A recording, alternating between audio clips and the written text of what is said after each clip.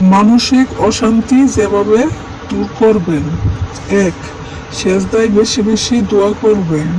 2. একটু দূরে প্রকৃতির মাঝে সময় কাটাবেন, বসে জিকির করে নিবেন। 3. পর্যাপ্ত পরিমাণ ঘুমানোর চেষ্টা করবেন, ঘুম না আসলে তেলাওয়াত শুনবেন। 4. সূরা আদ-দুহা তেলাওয়াত করবেন। 5. ইস্তেগফার পরিমাণ বাড়িয়ে দিবেন। 6.